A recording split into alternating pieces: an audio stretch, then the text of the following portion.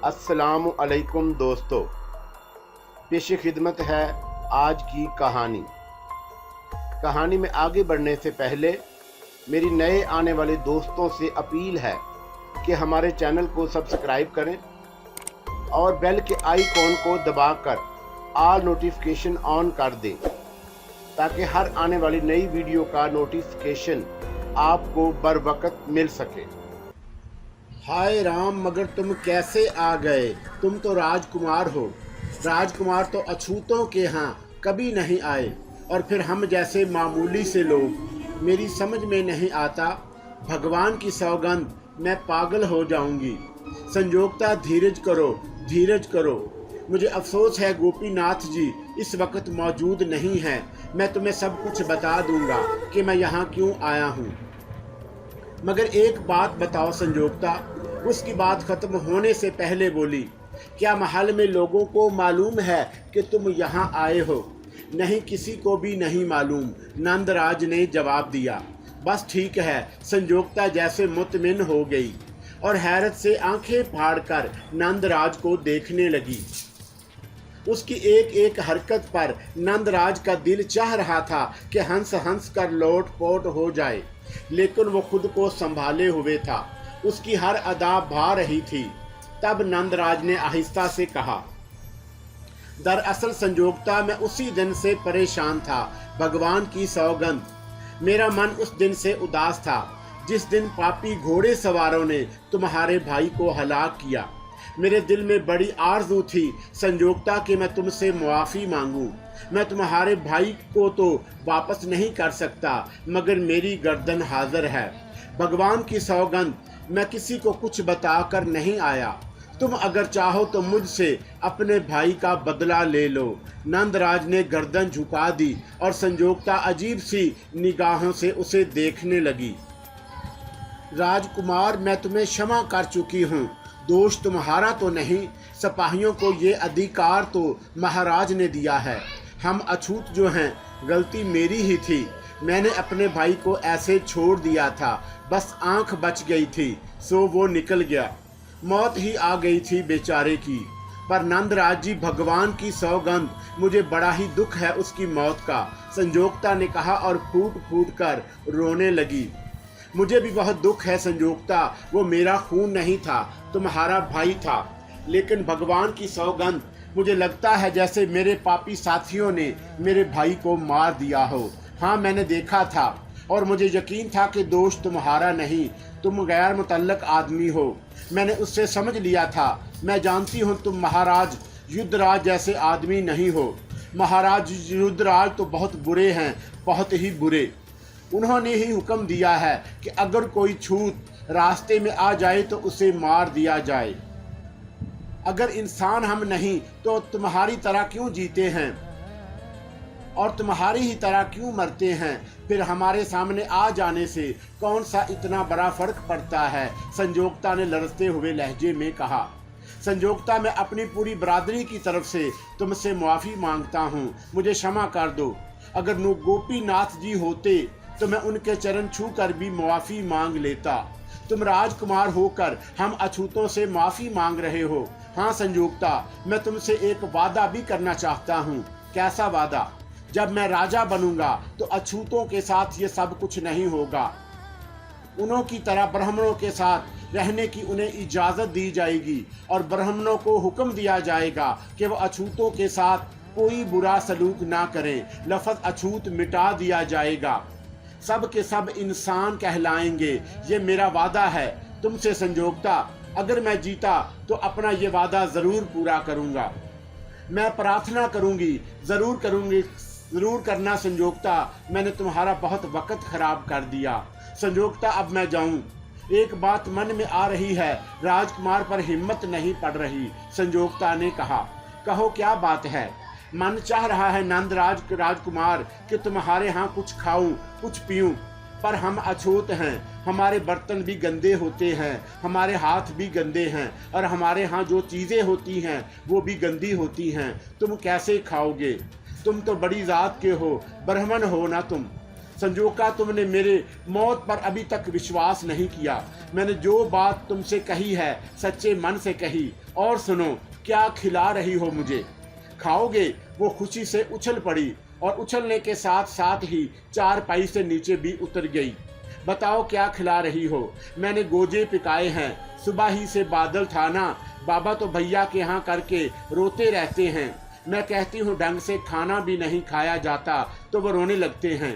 गोजे उन्हें बहुत पसंद थे, सो आज मैंने उनके लिए पका डाले, लेकिन 2 ही खाए हैं बस, बाकी सब के सब रखे हैं। तुमने नहीं खाए? मैंने भी खाए हैं, लेकिन अभी और बहुत से रखे हैं। लाऊं? ले आओ, राजकुमार ने जवाब दिया। किसी अछूत लड़की के लिए ये उसकी जिंदगी का सबसे बड़ा हैरतनाक वाकया था, जिसे वो सीने में समो नहीं पा रही थी। वो रसोई में गई और एक बर्तन में गोजे रखकर ले आई।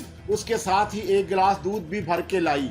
ये दोनों चीजें उसने उस तरह राजकुमार के सामने रखी जैसे उसके मजाक का एक करना चाहती हो, और राजकुमार ने सदियों पुरानी वो रस्म संयोक्ता की इस कुटिया में तोड़ दी जो उसकी शान के खिलाफ थी।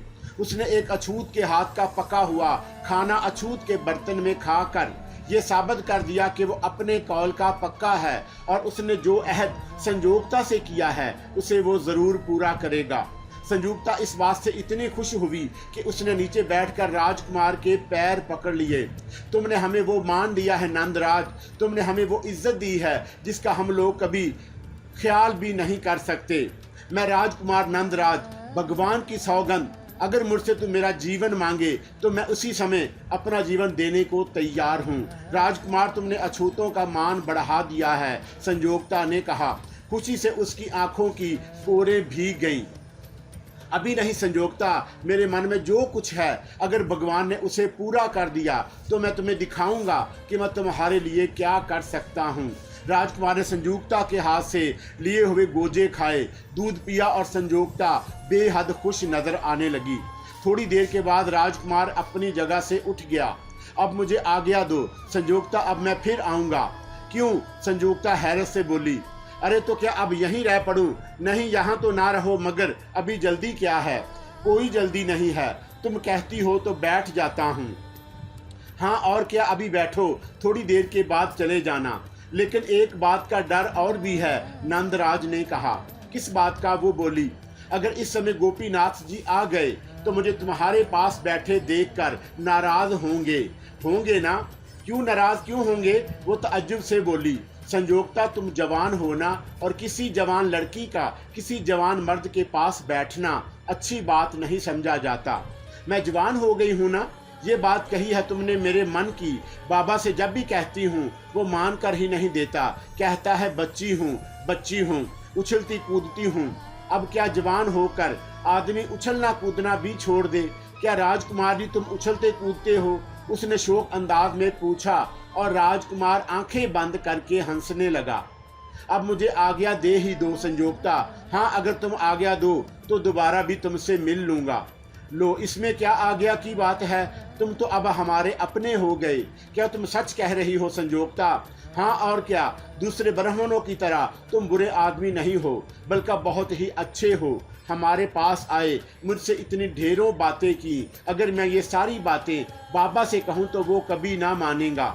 तुम उसे यकीन दिला देना और ये भी बता देना कि मैं उससे माफ़ी मांगने आया था। मैं उसे बता दूंगी, मगर वो बड़ी मुश्किल से मानेगा। अच्छा, तो अब ये बताओ कब आओगे? जब तुम कहो, मैं तो तुम्हारा इंतजार किया करूंगी। कब? जब तुम चाहो। मगर संयोक्ता, एक मुश्किल पेश आएगी, नंदराज ने कहा। क्या? बस्ती में अभी मेरा देखे जाना ठीक नहीं।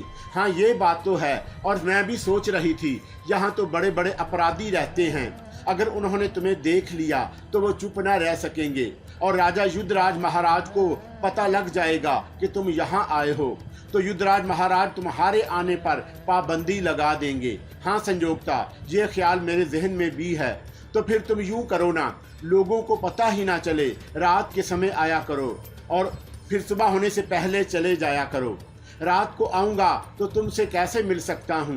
क्यों नहीं मिल सकते? ऐसे ही मिलना जैसे इसी समय मिले हो, संयोक्ता बोली, और नंदराज हंसने लगा। इस समय की बात दूसरी है संजोगता। इतनी रात गए रोज आना भी ठीक होगा, और फिर तुम्हारी बस्ती में कुत्ते भी बहुत हैं। अरे हाँ, ये बात भी है, संजोगता ठोड़ी पर हाथ रखकर बोली। तो फिर क्या करना चाहिए? नंदराज ने पूछा। फिर कुछ सोचकर बोला, अच्छा सुनो, मैं एक तरकीब बताऊं। हाँ जरूर बताओ, संजोगता ने कहा। तुमने गोरच घाट पर वो छोटी सी बिग्यार देखी है जिसमें सेब और संगतरे के दरख्त हैं? हाँ देखी तो है, वो तो उधर ही है ना? हाँ उधर ही है, देखी है, मैं तो कई बार वहां जा चुकी हूँ, संजोगता ने कहा। गोरच घाट के बाग में हम लोग हर दूसरे तीसरे दिन मिल सकते हैं, क्या तुम वहां तक आ सकती हो? हाँ जरूर, हम लोग वहां मिल लिया करेंगे। तुम आ भी सकोगी वहां? हाँ। किस समय? जिस समय तुम कहो, संजोगता ने जवाब दिया। तुम रात को इस समय वहां आ सकती हो, जब चांद निकलना शुरू हो तो तुम वहां आ जाया करना, मैं तुम्हारा इंतजार किया करूंगा, नंदराज ने कहा। ठीक है, चांद निकले ना निकले, मैं उसी समय पहुंच जाया करूंगी, संजोगता खुशी से बोली। कल आओगी? हाँ हाँ जरूर आऊंगी। तो मैं तुम्हें वहां तलाश करूं? हाँ तलाश कर लेना, या मैं वहां खुद तुम्हें देख लूंगी। मैं जरूर आऊंगा, नंदराज ने कहा। तो अब तुम जा रहे हो? उसके लहजे में दुख सिमट आया और नंदराज मोहब्बत भरी निगाहों से उसे देखने लगा। तुम्हें दुख हो रहा है? हाँ बड़ा दुख रहा है मेरा दिल, तुम अभी से जा रहे हो। खैर कोई बात नहीं, बहरहाल जाना भी तो जरूरी है। इससे पहले कि युद्धराज महाराज को ये बात मालूम हो जाए तुम यहाँ आए थे, तुम यहाँ से चले जाओ, भगवान तुम्हें सुखी रखे, नंदराज, संजोगता ने कहा, और नंदराज अपनी जगह से उठ गया। संजोगता से रुखसत होते हुए उसके दिल में बड़े दर्द सिमट आए थे।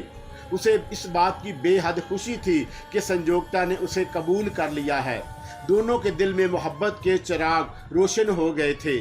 नंदराज दरवाजे से बाहर निकल आया। वो बड़ी देर तक दरवाजे पर खड़ी उसे देखती रही, जब तक नंदराज निगाहों से उजल ना हो गया। प्रकाश और गोंदू पीछे पीछे आ रहे थे। थोड़े फासले पर पहुंचकर वो तीनों मिलकर, नंदराज खामोश था और प्रकाश के होंठों पर मैनी खेज मुस्कुराहट थी। थोड़ी देर के बाद वो दरिया पार कर रहे थे। दरिया से थोड़े फासले पर वो घाट था जहां संजोगता ने नंदराज से मिलने का वादा किया था। जब वो दूसरे दिन वहां पहुंचा तो संजोगता उसकी मुंतज़िर थी। उसके पैरों की पायल छन छना रही थी और इसी पायल की आवाज़ के साथ साथ नंदराज संजोगता के नज़दीक पहुंच गया। वो उसे देखकर मुस्कुरा उठी थी, खुशी से उसका अंग अंग नाच रहा था। राजकुमार, वो मोहब्बत भरे अंदाज में आगे बढ़ी और नंदराज ने उसे अपने सीने में दबोच लिया। काफ़ी देर तक वह उसे लिए खड़ा रहा, फिर उसके बालों को चूमकर पुरसरूर लहजे में बोला, कितनी देर हुई तुम्हें आए हुए? बहुत देर हो गई, संजोगता मखमूर लहजे में बोली। तुम्हारे बाबा ने तुम्हें नहीं रोका, मैंने बाबा को बताया ही नहीं। फिर भी क्या वो तुम्हें तलाश नहीं करेंगे? नहीं, तलाश नहीं करेंगे। क्यों? बस मैं उनसे कहकर आई हूँ कि मैं अपनी सखी के पास जा रही हूँ, और अगर वो सुखी उसके पास पहुँच गई तो नंदराज ने मुस्कुरा कर कहा, वाह भई वाह, कैसे पहुँचेंगे? क्यों, तुम्हारी सुखी तक पहुँचना कोई मुश्किल काम है क्या? हाँ और क्या? क्यों, क्या बहुत दूर रहती है वो? अरे नहीं, मेरी कोई एक सखी थोड़ी है, बहुत सारी सखियाँ हैं। मैंने बाबा को अपनी सखी का नाम भी नहीं बताया। तो मैं तुम्हारी सखी हूँ, हाँ ना? तो इससे क्या फ़र्क पड़ता है, हो तो मेरे दोस्त ही ना। तो तुमने मुझे अपना दोस्त बना लिया संजोगता। मैंने क्या बना लिया? भगवान ने बनाया है, हम क्या करें? हाँ ये बात तो ठीक है, भगवान ने वाकई मुझे तुम्हारा हमेशा के लिए दूसरा साथी बना दिया है, नंदराज ने कहा और एक बार फिर संजोगता को सीने से लगा लिया। फिर वो दोनों एक जगह जाकर बैठ गए। नंदराज अब भी उसको देखे जा रहा था। एक बात बताओ संजोगता। पूछो, तुम मेरे बारे में क्या सोचती हो? बहुत सी बातें सोचती हूँ। क्या बताओगी नहीं? क्यों? बस मेरी मर्जी। ये तो गलत बात है संजोगता। क्यों गलत बात है? मैं तो तुम्हें अपने मन की सारी बातें बता देता हूँ और तुम अपने मन की बातें मुझसे छुपाओगी। सच, तुमने अपने मन की सारी बातें मुझे बता दी हैं? संजोगता खिलखिलाकर हंस पड़ी। हाँ बता दी हैं, और जो रह गई हैं वो भी पूछ लो। अच्छा तो तुम ये बताओ, तुम्हारे मन में मेरे लिए क्या है? मैं अभी नहीं बताऊंगा। क्यों, अभी तो तुम कह रहे थे कि पूछ लो। हाँ, कह तो रहा था, पर पहला सवाल मेरा है, इसलिए यूं करो कि तुम अपने मन की बात जुबान पर लाओ। मैं जरा सा शर्मा रही हूँ। जब तुम मुझसे अपने मन की बातें बता दोगे तो फिर मेरी भी शर्म खुल जाएगी और मैं भी तुम्हें अपने मन की सारी बातें बता दूंगी। हूँ तो ये बात है, राजकुमार ने मुस्कुरा कर कहा। हाँ, यही बात है। तो फिर सुनो, लेकिन ऐसे नहीं आंखें बंद करके। आंखें क्यों बंद कर लूं? बस मैं समझ गई। और वो फिर हंस पड़ी। क्या समझ गई? यही कि तुम्हें भी शर्म आ रही है। अच्छा चलो, ऐसा ही सही, आंखें बंद करो, नंदराज ने कहा और संजोक्ता ने आंखें बंद कर ली। तब नंदराज ने आहिस्ता से उसके दोनों हाथ पकड़े, झुका और उसकी दोनों आंखों को चूम लिया। संजोक्ता ने घबरा कर दोनों आंखें खोल दी। ये क्या? जो मन में था, राजकुमार ने जवाब दिया। अब तुम सोचोगे कि मेरे मन में भी यही बात है तो नहीं। मैंने कोई ऐसी बात सोची ही नहीं, वो किसी कदर शर्मिंदी आवाज में बोली। अच्छा तो फिर बताओ, तुमने क्या सोचा?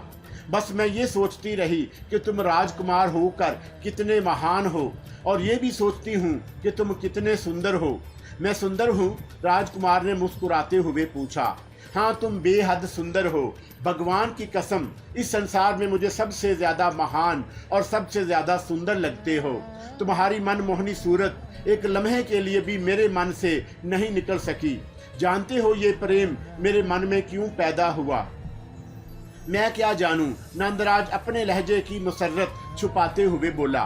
तुम इतने अच्छे हो, तुमने मेरे लिए एक सिपाही को मारा था, तभी से मेरे मन में तुम्हारी बड़ाई का एहसास पैदा हो गया। उसके बाद तुम हमारे घर आए और सबसे बड़ा काम जो तुमने किया कि वो आज तक किसी ने नहीं किया। इसी काम की सुंदरता मेरे शरीर में रच गई है और मेरा रुआ रुआ उसी सुंदरता से भरा हुआ है। भला वो क्या? तुमने मेरे हाथ के बने हुए गोचे खाए थे। अच्छा, वो गोचे तो बहुत ही अच्छे थे। और खाओगे? क्या मतलब? पसंद आए थे तुम्हें बहुत ज्यादा, तो मैं आज भी तुम्हारे लिए गोचे बनाकर लाई हूँ। आज भी? नंदराज ने ताज्जुब से पूछा। हाँ, आज भी। तो लाओ, जल्दी से खिलाओ, वो गोचे तो मुझे बहुत ज्यादा पसंद हैं। नंदराज ने संजोक्ता थोड़े फासले पर मौजूद एक दरख्त की निचली शाख से एक पोटली निकाली और लाकर उसके सामने रख दी।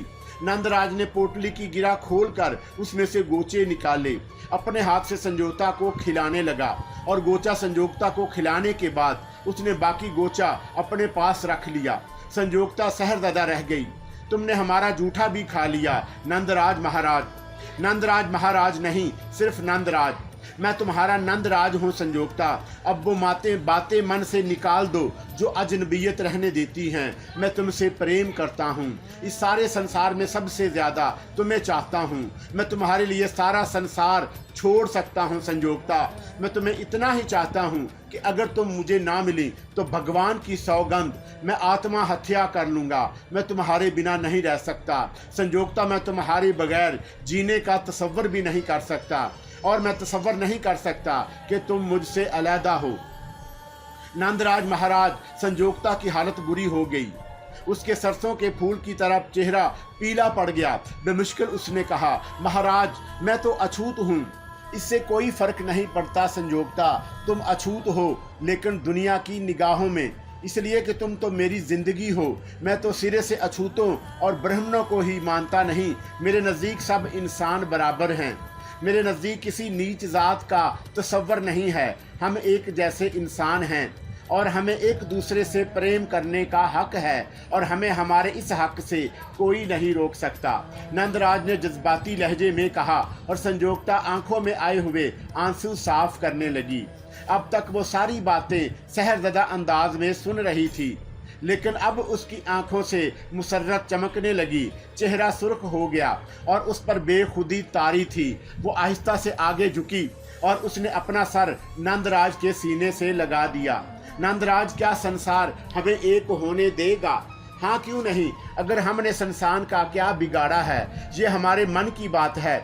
जब संसार में सब अपने मन की बातें करते हैं तो फिर कोई हमें क्यों रोकेगा? नंदराज ने कहा और संजोक्ता की मासूमियत उसके वजूद में तहलील हो गई। न जाने वो दोनों कब तक एक दूसरे के लमस से आशना एक दूसरे में खोए बैठे रहे।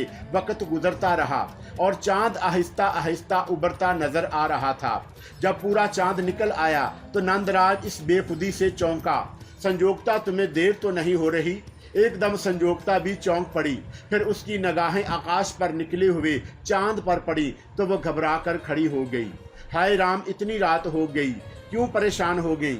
मैंने पिताजी से इतनी देर के लिए थोड़ी कहा था।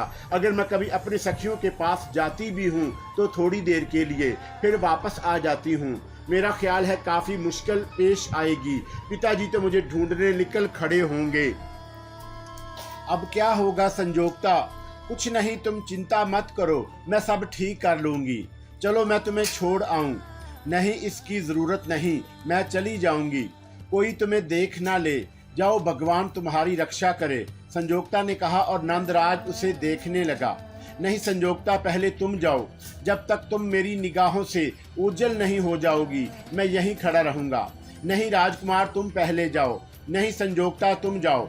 नंदराज जिद करने लगा और संजोगता मुस्कुराती हुई निगाहों से उसे देखने लगी और फिर बोली, अब कब मिलोगे राजकुमार? कल शाम को इसी जगह, नंदराज ने कहा और संजोगता मुस्कुराती हुई वापस चल पड़ी। संजोगता से मिलने का ख्याल संसार में सबसे खूबसूरत ख्याल था। वो सोचता था कि कल की सुबह इसी समय होती है जब संसार में शाम फैल जाती है। नगरवासियों के मन शाम के अंधेरे आराम और सुकून का पैगाम होते हैं, पर के मन के मारे प्रेम का के ही जीवन की सुबह का आगाज करते हैं। और ये शाम की और रात की तारीकियां प्रेमियों के लिए बड़ी संजोगदार होती हैं। संजोगता के इंतजार में सूरज भरी शाम की सुबह का इंतजार होने लगा और अचानक उसके बाद के सफ़हात ख़त्म हो गए। ये अधूरी किताब अधूरी रह गई और मुझे यूं लगा जैसे मैं एक कदीम दुनिया से वापस लौट आया। किताब के इन सफ़हात ने मुझे जिन जहानों की सैर करा दी थी उन्हें छोड़ना इतना अजीब लगा कि बयान से बाहर है। दर हकीकत में इस माहौल का एक किरदार बन गया था। ऐसी पुरसहर किताब मैंने जिंदगी में इससे पहले कभी नहीं देखी थी। मैं परेशान निगाहों से चारों तरफ देखने लगा, कहीं से मुझे इस किताब के इख्तितामी सफ़हात मिल जाएं और मैं आगे की हकीकत जान लूं। लेकिन हर आरज़ू पूरी होने के लिए नहीं होती। मैं इन सफ़हात की तलाश में नाकाम रहा। वो मुझे कहीं से भी ना मिल सके और मैं बिन पानी की मछली की तरह तड़पने लगा। न जाने कितना वक्त इस किताब को पढ़ते हुए गुजर गया था।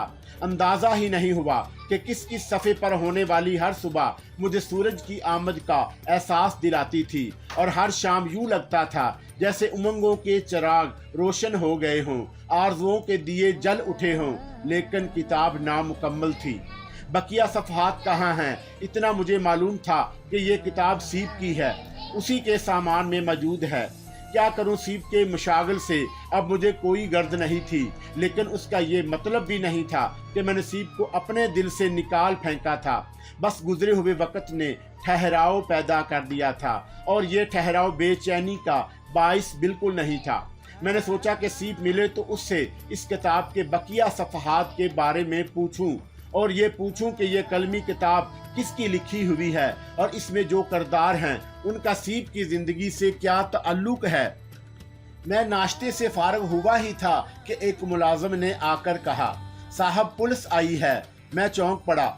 जी साहब, क्या कहते हैं वो लोग? मैंने पूछा। साहब, एक अफसर साहब हैं, 4 पुलिस वाले हैं, बाहर बागीचे में मौजूद हैं। कहते हैं साहब से मिलना चाहते हैं। मालकिन हैं? नहीं साहब, आई ही नहीं हैं। पता नहीं साहब, वो मौजूद नहीं हैं। तुम ऐसा करो, उन्हें ड्राइंग रूम में बिठाओ, मैं आता हूँ, मैंने कहा और वो गर्दन हिलाकर बाहर निकल गया। एक लम्हे के लिए मेरे हवास कुछ भटके तो थे कि मैं इस किस्म का आदमी नहीं था जिस पाई की ज़िंदगी गुजार रहा था, ना ही हिम्मत थी। अलबत्ता पिछले कुछ दिनों में ज़िंदगी का जो मेयार मुंतखब हुआ था उसके निभाने के लिए दुनिया से थोड़ा बहुत सीख लिया था। फिर सबसे बड़ी बात यह थी कि बेशक आज तक तालीम का इस्तेमाल कभी नहीं हुआ था, लेकिन था मैं एक तालीम याफ्ता और अपने आप को सूरत हाल की हर नज़ाकत के लिए संभाल सकता था। चुनाचा गाउन बदन पर पहना और ज़रा पुरवकार सी शक्ल बनाकर पुरवकार अंदाज में ही ड्राइंग रूम में दाखिल हुआ। भारी जिसामत वाला एक इंस्पेक्टर एक एसआई के साथ मौजूद था। यहाँ तक आते हुए बैरूनी हिस्से में 3 कांस्टेबल भी देख चुका था। मैंने जो अंदाज इख्तियार किया था वो इन पुलिस अफसरान पर असर अंदाज हुआ। दोनों सोफे पर बैठे हुए थे, मुझे देखकर खड़े हो गए। इंस्पेक्टर के ओहदे वाले शख्स ने आगे बढ़कर कहा हेलो और अपना हाथ आगे बढ़ा दिया। हेलो इंस्पेक्टर, मैंने भी आवाज़ को पुरवकार बनाकर कहा। अब जाहिर है पूरी ज़िंदगी तो कुलीगिरी नहीं की थी, थोड़ी सी अच्छी ज़िंदगी भी गुजारी थी। इंस्पेक्टर ने कहा माफ़ कीजिए, आपका नाम पूछ सकता हूँ मैं? जलीस, मैंने जवाब दिया। जलीस साहब, इंतहाई माजरत के साथ आपसे अर्ज़ करना पड़ता है कि एक ज़रूरी तफ्तीश के सिलसिले में आपको ये तकलीफ़ दी है। नहीं, कोई बात नहीं, आप तशरीफ़ रखिए। यकीनी तौर पर कोई ज़रूरत ही आपको यहाँ तक लाई होगी। मैंने उन्हें सोफे पर बैठने का इशारा करते हुए खुद सामने बैठते हुए कहा। आपके सामने वाले पड़ोसी, आपकी उनसे मुलाकात है? नहीं इंस्पेक्टर साहब, हमें यहाँ आए हुए ज़्यादा अरसा नहीं गुजरा, बहुत मुख्तसर वक्त हुआ है हमें यहाँ आए हुए। और ये बात तो शायद आप भी जानते हैं कि ज़रा बेहतर इलाकों में रहने वाले एक दूसरे से अदम शनासाई को अपने वकार का मसला समझते हैं। जलीस साहब, आपकी सामने वाली कोठी में कुदवाई साहब रहते हैं। कुदवाई साहब के नौजवान बेटे को कत्ल कर दिया गया है और ये हलाकत जिस आलम में हुई है वो नाकाबिले यकीन है। ओह, बहुत अफसोस हुआ। क्या ये इसी रात की बात है? जी हाँ, यही वजह है, वरना कम से कम बाहर निकलते हुए इतना तो इल्म हो जाता कि इस मकान में कोई हादसा पेश आया है। लेकिन आपको कातिल के बारे में कुछ पता चला नहीं? कातिल जब कत्ल करता है तो पुलिस के लिए कोई खत नहीं छोड़ जाता कि मैं कातिल हूँ, बराह करम आओ और मुझे गिरफ्तार कर लो। लोग यही समझते हैं कि पुलिस जादूगर होती है, तंज करते हैं उस पर, लेकिन ये चंद लोगों का काम है जो वो कर लिया करते हैं, और पुलिस का जो काम है वो पुलिस कर लिया करती है। आप ठीक कह रहे हैं, मुझे बहुत अफसोस हुआ। बताइए मैं क्या खिदमत कर सकता हूँ आपकी? आपसे क्या अर्ज़ किया जाए? आपको तो इस बारे में कुछ मालूम ही नहीं। जी हाँ, इसमें कोई शक नहीं, मैं बिल्कुल नहीं जानता कि सामने वाले बंगले में कौन साहब रहते हैं और उनके कितने बच्चे हैं, लेकिन बहरहाल तज़ियत के लिए मैं ज़रूर जाऊंगा। आपसे कुछ मालूमात हासिल करना चाहता हूं। जी जी, फरमाइए। आप शादीशुदा हैं? जी। आपकी मिसेज कहाँ है? असल में इस शहर में उनकी दोस्तियां बहुत ज़्यादा हैं। हम लोग इस शहर में नए नए वारद हुए हैं। मेरा कारोबार कुछ दही इलाकों में है, कपास का ताजर हूँ और इन्हीं इलाकों से ताल्लुक़ रहता है। शादीशुदा हूँ। हम लोग एक और शहर में, बल्कि यूँ कहिए कि कस्बे में रहते थे। बेगम साहबा का ताल्लुक़ उसी शहर से है, चुनाचा उनका दिल नहीं लगता था। आखिर मैंने ये मकान ख़रीदा और यहाँ मुंतकिल हो गया। असल में यही तो तफसील मालूम करनी थी आपसे। तो आप कुदवाई साहब या उनके बेटे शाद कुदवाई के बारे में आपको कुछ नहीं मालूम? बिल्कुल नहीं, मैं तो उनकी सूरत से आशना भी नहीं हूँ। बड़ा अजीबोगरीब कत्ल है ये। मैंने पुलिस की ज़िंदगी में बहुत वक्त गुजारा है, लेकिन ऐसी लाश मैंने कभी नहीं देखी। वो छत के पंखे से लटका हुआ था। अच्छा तंदुरुस्त व तवाना आदमी है। यकीनी तौर पर उसके पैरों में रस्सी बांधकर उसे पंखे से लटकाना एक आध आदमी के बस की बात मालूम नहीं होती, जबकि कमरे में कोई ऐसी चीज़ भी नहीं है जिस पर चढ़कर ये काम किया जा सके। लटकी हुई लाश का नरखरा कटा हुआ था और आपको एक दिलचस्प खबर सुनकर हैरत होगी कि लाश के बदन में खून का एक कतरा भी बाकी नहीं रहा था। सफ़ेद लाश और खून का कोई कतरा ज़मीन पर भी मौजूद नहीं था, जबकि वहाँ करीम कलर का इंतहाई नफीस कालीन बिछा हुआ है। मेरे असाब को एक शदीद झटका लगा था।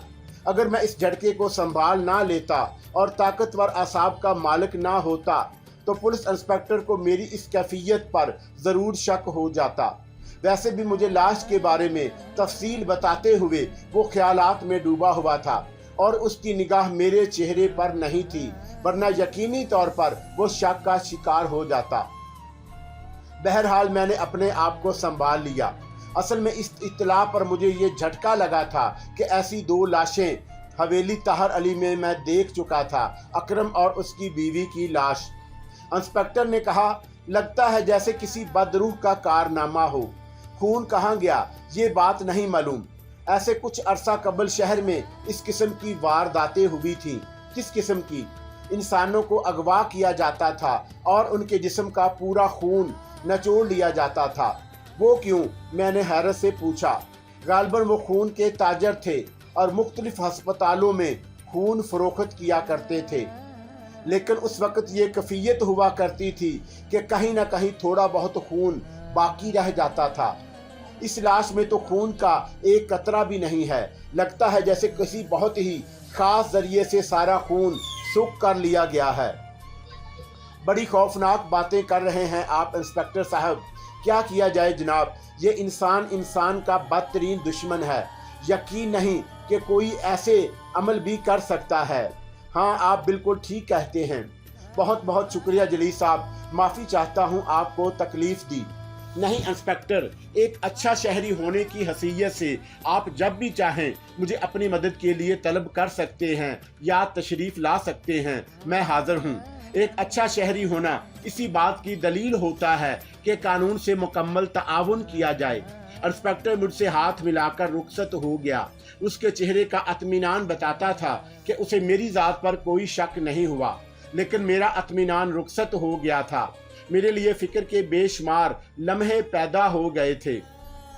अव्वल तो कुछ इस नामुकम्मल किताब ने जहन को बिल्कुल बुरी तरह उलझा दिया। दोम ये कि मैं एक अजीबो-गरीब एहसास का शिकार हो गया। शायद मेरे जहन के बंद खाने खुल गए थे और मैं ये सोचने पर मजबूर हो गया कि सीप की असलियत क्या है। वैसे तो बार बार मैंने उसके बारे में सोचा, लेकिन आज मेरे सोचने का अंदाज बिल्कुल बदल गया। आज मैं शुरू से गौर कर रहा था उस रात पर जब रात को 4 बजे एक औरत चेहरे पर नकाब लगाए रेल से नीचे उतरी थी और मुझसे हवेली ताहर अली का पता पूछा था। फिर बकौले इमाम दीन के वो टूटी हवेली में उतरी थी और उसके बाद अकरम की बीवी कत्ल हो गई। फिर मैं टूटी हवेली में सीप से मिला और सीप की आंखों में से मैंने अंदाज़ा लगा लिया कि यही वो आंखें थी जो छुपे हुए चेहरे के साथ रेलवे प्लेटफार्म पर उतरी थीं। गोया सीप ही वो औरत थी। मुझे सीप के माजी के बारे में कुछ नहीं मालूम था और सीप ने मुझे कभी इसके बारे में बताया नहीं था। और फिर हुआ ये कि अकरम ने दूसरी शादी कर ली और उसके बाद अकरम भी हलाक हो गया। अकरम की दूसरी बीवी कौन थी? क्या सीप? बस यूं ही एक तस्वर मेरे जहन में उतरा था। और उसके बाद सीप, जिसका कहना था कि ये उसका असल नाम नहीं, मैं खुद उसका कोई नाम रख लूं, और उसका नाम सीप सामने आया। उसने आज तक मुझे अपना असल नाम नहीं बताया। आखिर ये सीप है क्या चीज़? सीप दोपहर तक वापस नहीं आई। दोपहर को रफ़ीक बाबा ने मुझे खाना ला कर दिया और मेरा चेहरा देखने लगे और फिर बोले, साहब पता चल गया है ना आपको? क्या? मैंने चौंक कर पूछा। कुदवाई साहब का बेटा कत्ल हो गया है। हाँ, मैंने सुना है। वो बस साहब, बड़ी अजीब बात है। करीम बख्श का भी यही कहना है कि ये काम किसी बदरूह का है। बदरूह? मैंने चौंक कर रफ़ीक को देखा। हाँ, बाबा करीम बख्श इस बारे में क्या कहते हैं? बस वो क्या किया जाए साहब, हम मामूली दिमाग के लोग होते हैं, हम क्या कहने लगते हैं। रफ़ीक बाबा करीम बख्श कहाँ हैं? अपने क्वार्टर में हैं साहब। बेगम साहबा तो वापस नहीं आई। मैंने सवाल किया और रफ़ीक ने मुझे चौंक कर देखा और फिर पता नहीं कैसे पुरइसरार अंदाज में बोला, जनाब जी साहब नहीं आई हूँ। ठीक है, तुम जाओ, मैं खाना खा लूँगा। साहब एक बात कहें, रफ़ीक बोला और मैं चौंक कर उसे देखने लगा। हाँ बोलो। वो बाबा करीम बख्श आपसे मिलना चाहते हैं। क्यों, खैरियत है? बस कह रहे थे कि हिम्मत करके साहब से बात करनी ही होगी। क्यों, क्या बात है? पता नहीं साहब, आप हुक्म दें तो उन्हें। बाबा करीम बख्श ने मुझसे मिलने की ख्वाहिश का इजहार किया था। मैं ये नहीं चाहता था कि सीप को ये बात मालूम हो। अब मेरे जहन में ये बात खासी जड़ पकड़ गई थी और अच्छा ही हुआ मैंने करीम बख्श को नहीं बुलाया और वो मेरे पास नहीं आया, क्योंकि तकरीबन 2:30 बजे सीप वापस आ चुकी थी। और जिस अंदाज में वो वापस आई वो मेरे लिए बड़ा सनसीखेज था।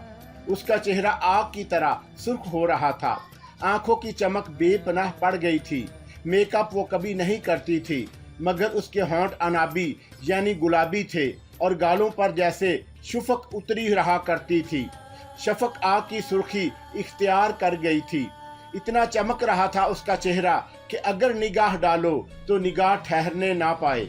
बहुत ही खूबसूरत लिबास में मलबूस थी और मेरे पास आ गई और मुस्कुराती निगाहों से मुझे देखने लगी और फिर बोली, तुम तो गोशाए नशीन हो गए, घर में किसी का रहना तो जरूरी होता है। मैंने कहा, अरे वाह, तो तुम अब घर वाले हो? हाँ तो हो सही। घूमा फिरा करो, घर में बैठे रहने से सेहत खराब हो जाएगी। हाँ सीप, ठीक कहती हो, तुम्हारी सेहत तो बहुत ही अच्छी होती जा रही है। गालबन ये घर से बाहर रहने का नतीजा है। सीप ने चौंक कर मुझे देखा और बोली, तंज कर रहे हो? कभी किया है तंज तुम पर? नहीं किया, इसीलिए तो हैरत हो रही है। हैरत की बात नहीं, इस वक्त भी तंज नहीं कर रहा। मैं कहती हूँ तुम बाहर निकला करो, बल्कि बाकायदगी से सैरो सेहत को जाया करो। सामने वाले घर में एक वारदात हो गई है। मैंने सीप के चेहरे को बेगौर जमाए हुए कहा और उसने चौंक कर मुझे देखा और देखने के अंदाज में एक अजीब सी बात थी। उसकी आंखों की चमक एक लम्हे के लिए शोले की तरह भड़क उठी थी, लेकिन फिर वो नॉर्मल हो गई। वारदात? हाँ, कैसी वारदात? एक लड़का कत्ल कर दिया गया है। कौन? वो एक नौजवान लड़का था सामने वाली कोठी में। हाँ। ओहो, मगर वहां तो कोई नजर नहीं आ रहा। सुबह को पुलिस आई थी। कहाँ? यहाँ हमारे घर में। मैंने कहा और सीप के चेहरे पर तशवीश के आसार फैल गए। भला पुलिस क्यों यहाँ आई थी? तफ्तीश करने। मगर हमारे घर में क्या तफ्तीश करने आई थी वो? सीप के लहजे में कुछ नागवारी सी कैफियत पैदा हो गई। कुछ बातें करती हो सीप, जब हवेली ताहर अली में कत्ल हुआ था तो वहां भी पुलिस आई थी। तफ्तीश तो करना होती है पुलिस को, मैंने कहा और सीप ने एक बार फिर चौंक कर मुझे देखा। उसकी आंखों की चमक फिर उसी अंदाज में बड़ी थी, लेकिन फिर वो फौरन ही खुद को संभाल गई। उसने कहा, पुलिस को यहाँ नहीं आना चाहिए था। अगर तुम कहो तो मैं इस सिलसिले में। हाँ बोलो, मैंने कहा और वो खामोश हो गई। कोई बात नहीं, अगर आई भी थी तो यहाँ से क्या ले जाएगी, ये अलग बात है। मैंने एक गहरी सांस लेकर कहा। सीप के अंदाज में एक नागवारी सी कैफियत नुमाया थी। चंद लम्हों के बाद उसने अपने आप को संभाल लिया और बोली, सुनो, इन तमाम ख्यालात को जहन से निकाल दो। हवेली ताहर अली में बेशक पुलिस आई थी, वो हवेली ताहर अली की बात थी। ये हमारा घर है, बेफिक्र रहो, आइंदा यहाँ पुलिस नहीं आएगी। उसके लहजे में ऐसा ठोस एतमाद था जो अगर महसूस किया जाए तो बदन में कपकपी सी पैदा कर देता था। बहरहाल मैंने उसके बाद खामोशी इख्तियार कर ली। कोई आधे घंटे तक मैंने अपने कमरे में वक्त गुजारा और उसके बाद दबे पांव वहां से बाहर आ गया। मैं देखना चाहता था कि वो क्या कर रही है। मैंने उसके कमरे में झांका और ये देखकर एकदम साकत रह गया कि वह उसी किताब को देख रही है जिसने मेरे दिलो दिमाग को हिलाकर रख दिया था। इससे पहले पता नहीं कि वो इस किताब को इस तरह देखती रही है या उसे कोई शुबा हो गया है। ये बात मेरी समझ में नहीं आ रही थी। वो उसका एक एक वर्क पलट रही थी और बोसीदा अवराक को बेमुश्किल तमाम संभाल पा रही थी। फिर मैंने उसे किताब समेटते हुए देखा और बरक रफ्तारी से मैंने अपनी जगह छोड़ दी। पता नहीं वो बाहर आ रही है या किताब को पोशीदा करने जा रही है। ये बात मेरी समझ में नहीं आ सकी, लेकिन दरवाज़ा खुला और वो बाहर निकल आई।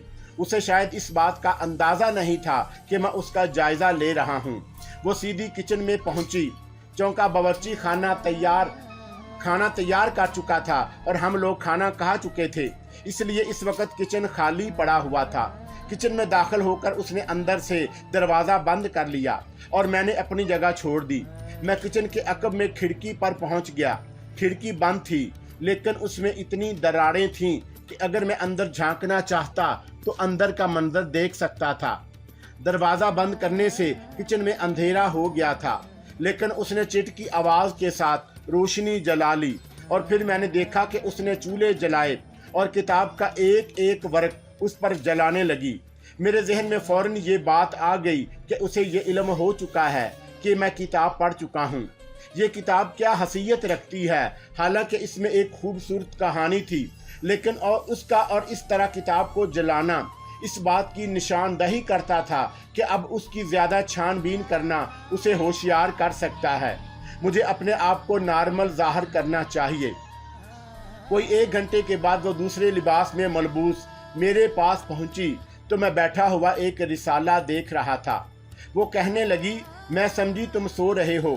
कोशिश की थी मैंने बिस्तर की तरफ इशारा करके मुस्कुराते हुए कहा, तो फिर दिन हो या रात तुम्हारे बगैर नींद कहाँ आती है मुझे।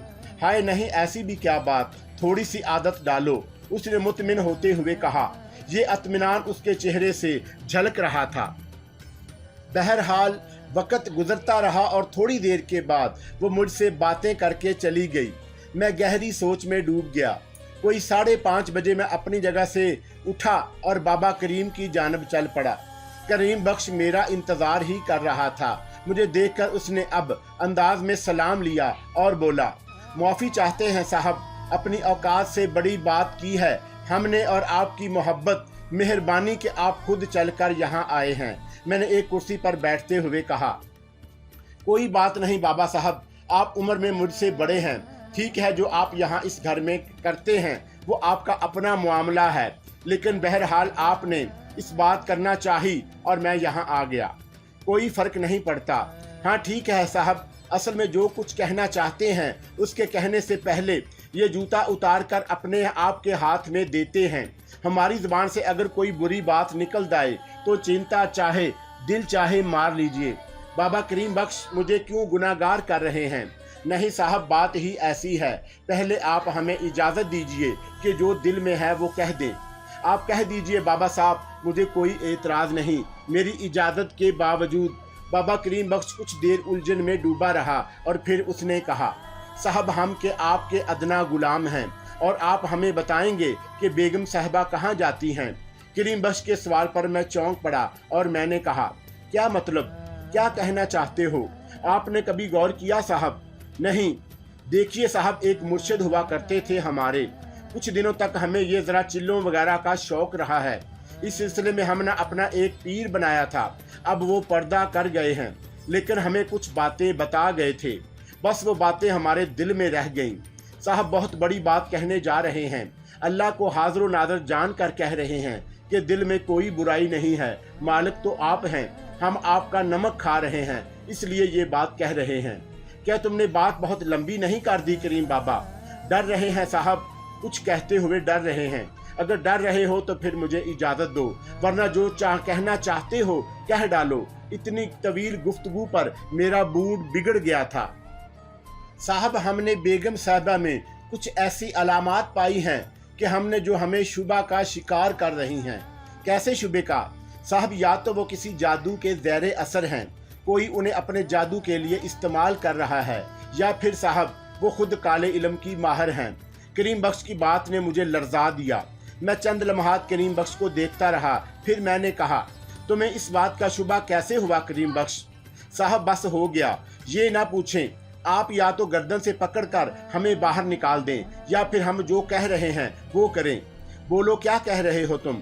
अगर आपको इस बात की तस्दीक चाहते हैं साहब, तो हम आपको एक मज़ार पर ले चलेंगे, वहाँ से आपको मालूमात हासिल हो जाएंगी। उसके लिए मुझे क्या करना होगा करीम बख्श? कुछ नहीं साहब, बस आपको हमारे साथ चलना होगा। कब जाओगे ये आप बताइए साहब। नहीं तुम बताओ। कल शाम को चलें साहब। कितना फासला है यहाँ से मज़ार का? है तो ज़्यादा, मगर अब इतना भी ज़्यादा नहीं। आप यूँ समझ लीजिए शहर के आखिरी किनारे पर है। ठीक है, कल शाम को मैं तुम्हारे साथ चलूँगा, मैंने कहा और करीम बख्श ने उठकर मेरे पाँव पकड़ लीजिए। साहब आप बुरा बिल्कुल ना मनाइए। आप यकीन करें हम जो कुछ कह रहे हैं सिर्फ आपकी बेहतरी के लिए कह रहे हैं। अल्लाह करे हमारा ख्याल गलत निकले। इन बातों पर शर्मसार मत करो। बस ठीक है, तुमने मोहब्बत से ये बात कही है, कल शाम को मैं तुम्हारे साथ चलूँगा, मैंने कहा और उसके बाद वापस लौट आया। लेकिन मेरे लिए शदीद उलझनों का माहौल पैदा हो गया था। दूसरे दिन मैं तमाम तैयारियां कर चुका और थोड़ी देर के बाद मैं और बाबा करीम बख्श जाने ही वाले थे कि अचानक ही वो वापस आ गई। मुस्कुराती हुई मुझ तक पहुंची। हालांकि उसे देखते ही मेरे रगुवपे में एक सनसनी सी दौड़ गई थी। कहने लगी, क्या बात है, कहीं जाने की तैयारियां कर रहे हो? हाँ, तुम्हारा इंतज़ार करते करते थक गया था, सोचा कहीं बाहर ही घूम आऊं। ओह, तब तो मैं दोबारा चले जाऊं। वो मुस्कुराकर बोली, नहीं, अब ऐसी भी कोई बात नहीं।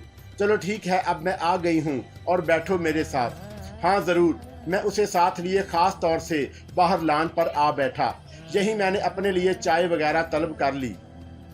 मैं चाहता था कि बाबा करीम बख्श को दूर ही से ये बात मालूम हो जाए कि वो कम वक्त आ गई है और इस वक्त मैं उनके साथ नहीं जा सकता। शाम की चाय हमने पुरसकून अंदाज में पी। वो मुझसे बातें ही करती रही। उन बातों में कोई ख़ास बात नहीं थी जो काबिल गौर होती या इस बात का एहसास होता कि उसे किसी बात का शुबा हुआ है। वो बहुत देर तक ये बातें करती रही, फिर उसके बाद बोली, अब मैं जाने की बात करूंगी तो तुम बुरा मानोगे।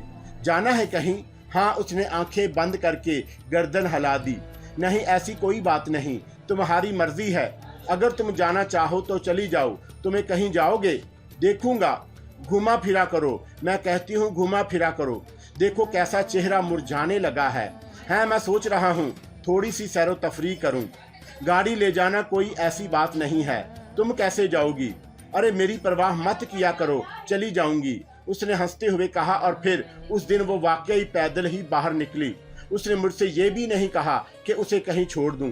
देर तक मैं उसके बारे में सोचता रहा। सूरज छुप चुका था और तकरीबन 7:45 बजे थे। उसके जाते ही बाबा करीम बख्श के पास पहुंचा और मैंने कहा, बाबा साहब, आपने देखा वो आ गई थी। अब उसके सामने तो मैं आपसे कह भी नहीं सकता था। हमने देख लिया था साहब, फिर क्या करें? जैसे आपकी मर्जी। अब तो वो चली गई हैं। हाँ तो चलिए, कोई हर्ज तो नहीं है। भला हर्ज क्या हो सकता है? करीम बख्श ने कहा। करीम बख्श मुझे लेकर जिस जगह पहुंचा वो वाकई उससे पहले कभी नहीं देखी थी।